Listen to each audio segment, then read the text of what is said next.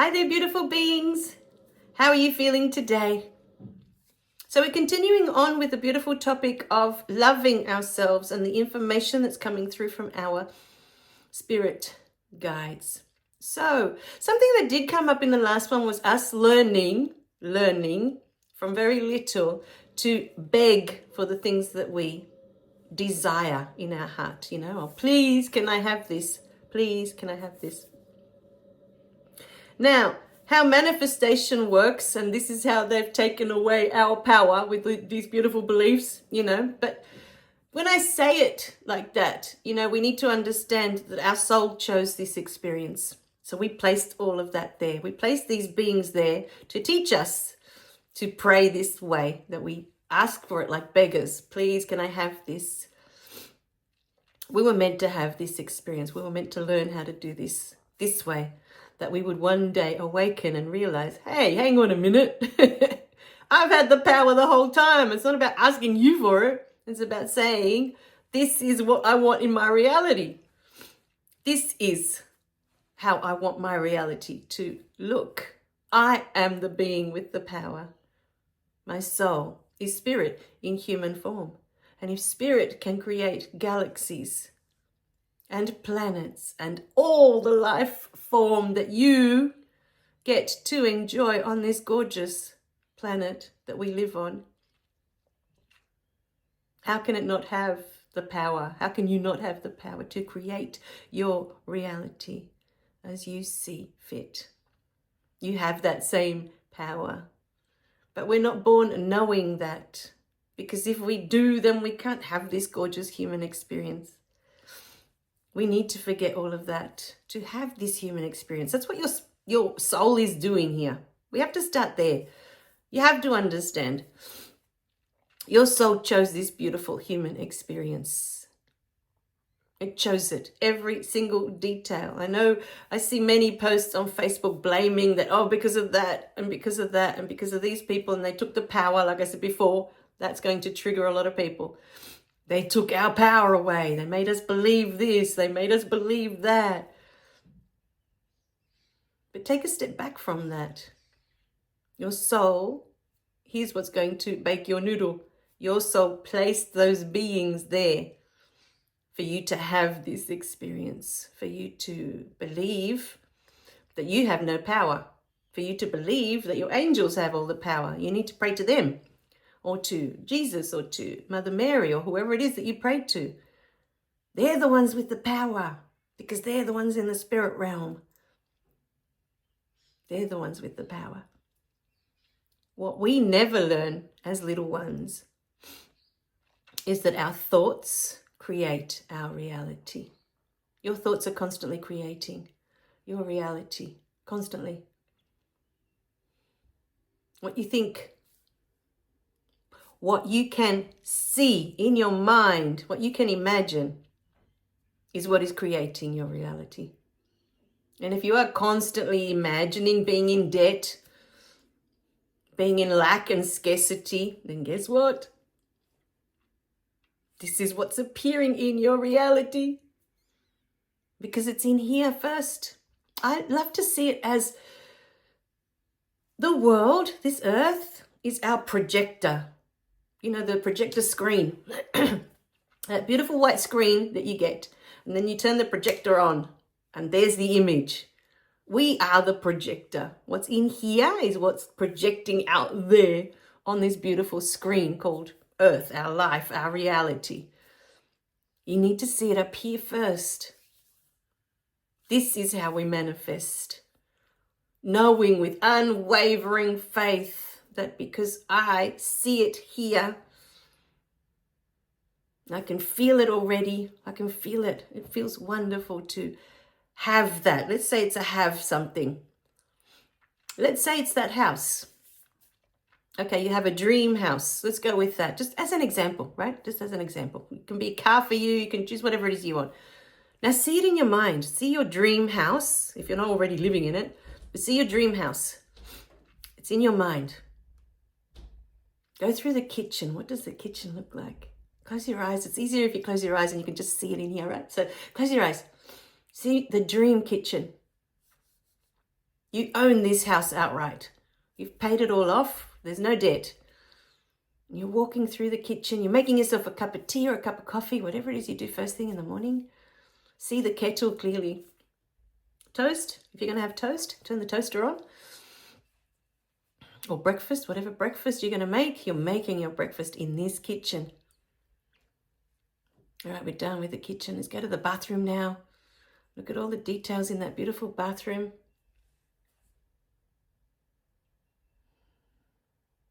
Let's go to the bedrooms, one by one. Visit all the different bedrooms. What do they look like? What are the colors of the walls? What do the beds look like? How big are they? What do the blankets on the beds look like? Or the doonas or the covers? What about the pillows? Do you have cushions on them? Move to the next bedroom. Step into this bedroom now and look out the window. What do you see out there? Is there a beautiful garden? Is there a view of the beach? What are you looking at? Are you looking at the mountains? Are you looking at your farm? You can see your pigs and your sheep. What are you looking at outside this window? Now we're moving away from that bedroom and we're going to the living area, the living room area. What's in this living room? Is there a sofa? What does the sofa look like? Is it big? Does it have a recliner? Is there a TV in this room? Look at the whole room exactly as you would. It's your dream home. See it. You're sitting down on your couch, you're watching TV. What are you seeing on the screen? What's on TV? You watching a movie? You watching a series? What are you watching? And now step outside. Step out into your garden, into your yard, whatever it is that you have outside.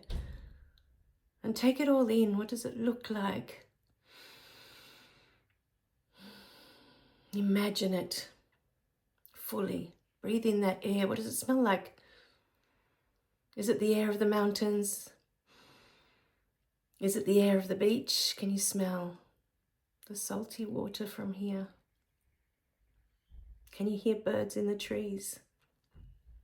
Do you have flowers in your garden? What does it look like outside?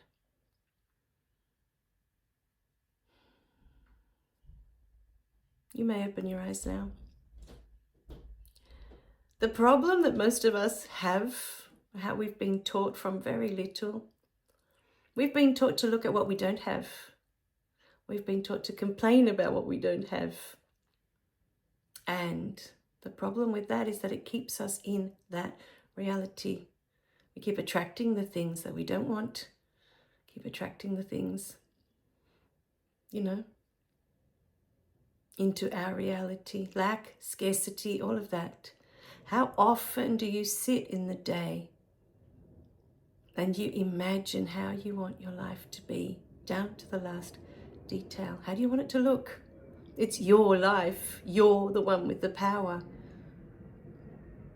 Yes, you can ask your spirit guides to bring you this, that, and the other, whatever it is, your love interest, money, health, whatever it is that you're asking for. But if you can't see it in here, if you can't imagine it down to the very last detail of how you want it to look, your spirit guides can't do anything about it. This is what they want you to know today. If you can't see it here, if you can't imagine yourself healthy, they can't heal you. If you can't see yourself in here completely wealthy, they can't do anything about it. You need to see it first because this is your life. This is your life, not theirs. Your spirit guides, your soul, it already chose these beautiful spirit guides that they would be by your side the whole time. But they can't interfere with what it is that your soul came here to experience. They can't interfere with that. They're just assistants, if you like. That's what they are. They're not more than you. They're not less than you. They are just here to assist you on your path. This is what they do. It's what they're here for. Nothing else. And the truth is, you can say all day long, please, spirit guides, heal me, or whoever it is that you have as a spirit guide. If Jesus, please heal me, please heal me, please heal me. But you can't see yourself without that disease. You can't see yourself completely healed. Jesus can't do anything about it. He can't interfere with your soul's free will. Your soul chose this experience for a reason. And if you are here listening to these videos, perhaps it's time. Your soul wants you to wake up. Okay, you're done with that. You don't have to keep doing that anymore. You know, I told the story that when my friend passed away in March, I ended up with this incredible pain in my hip. I couldn't walk, and it was pretty much a week after she passed away. And I'm imagining that's how grief manifested for me physically, you know.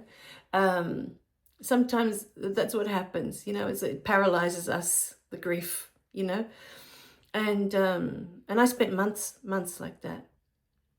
And I kept telling my daughter, because she had a cough, that she needs to see herself healed, you know, and the cough will just see yourself like you were before, smiling, laughing, yelling, doing all the things you were doing before. See yourself healed already in this moment. See yourself the way you were before the cough.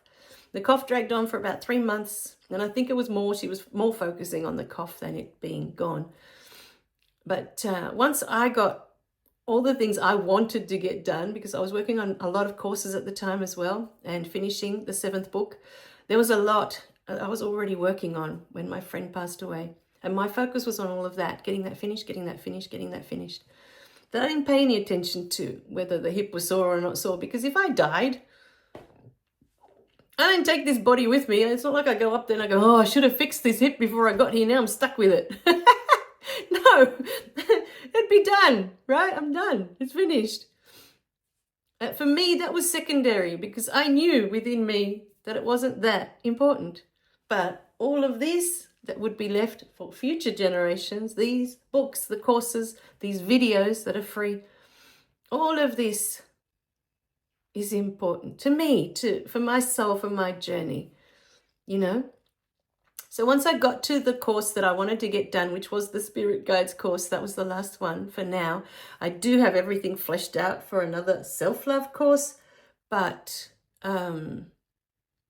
it was time, you know, it was time to have a little bit of a rest before I get into that one, because I want to be fully present when I do that one, like never before, you know. Every other time is always the deadline that I need to get it done, you know, it needs to be done. And now I know that I do have a self-love course that that's already there, but this is like really in depth what I've been given, and I want to take my time with it. I want to really enjoy the process. So once I finished the Spirit Guides course, I focused. You know, like every time I've been in hospital, I focus on getting home and being with my dogs. I spend every minute of every day. That's all I do. I'm home, I'm well, I'm with my dogs. See, I'm hugging them, you know, because I know I've got less time with them than I do with my daughter and my husband, you know.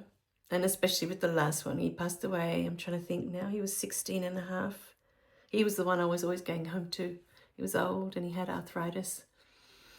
And I don't know, I just have this deep connection with them. They're always what sees me through, you know, when I'm in hospital. But this time around, I didn't use anything else. It was just me enjoying my walks, seeing myself on my beautiful walks, and pain-free. I'm just enjoying everything like I used to.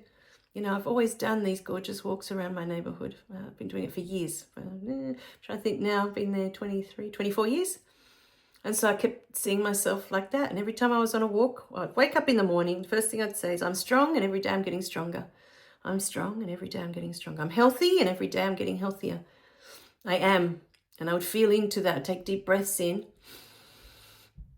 And I would release it. And then on my walk, I am strong and I'm getting stronger. I would say to myself through that whole walk, no matter how painful it was at the time.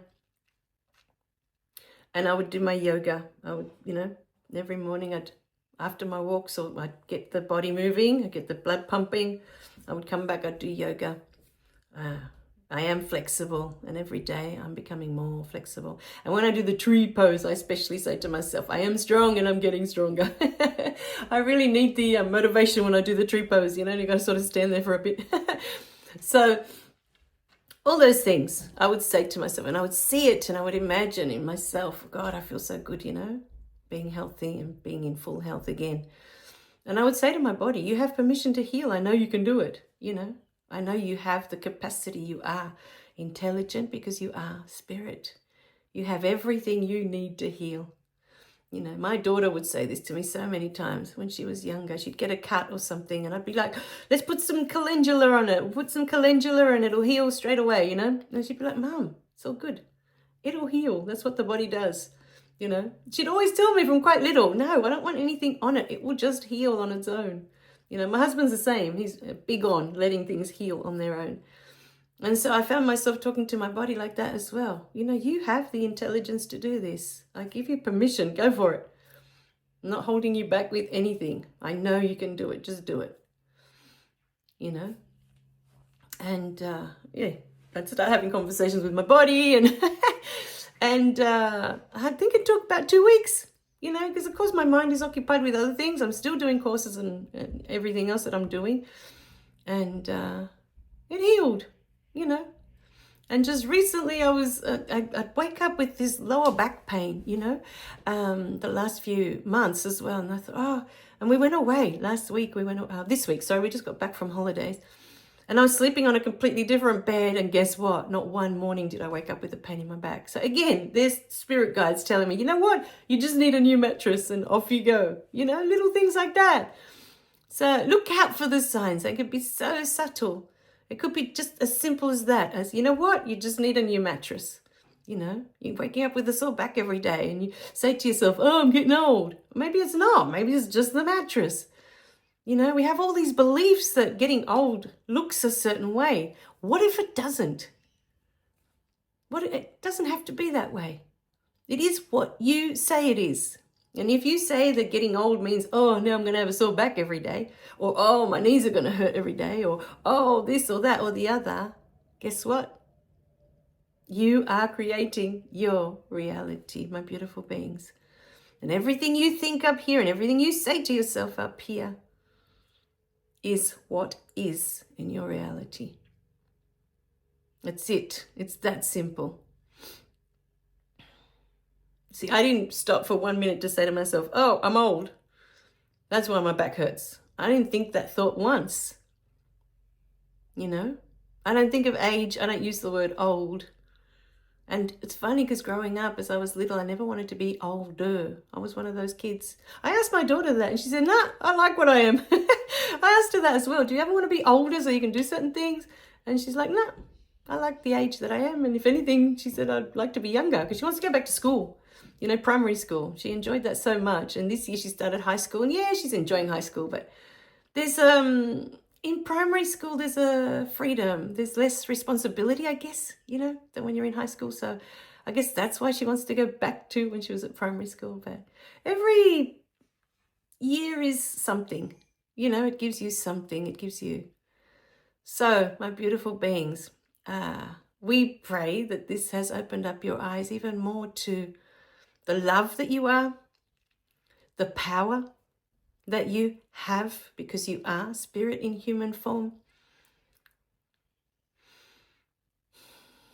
Let us know in the comments what's coming up for you, how this is making you feel inside. Because for many of us, knowing that we have this power is quite scary. If you grew up with it your whole life, that you have this power, it's, oh, okay, it's natural. But we grew up our whole lives that we don't have power, and to suddenly be thrown into it, it's a bit daunting, you know, that, wow, I have this much power. All right, my beautiful beings, we love you guys. Remember to click like and subscribe so you don't miss any of the messages. And we'll see you in the next video, okay?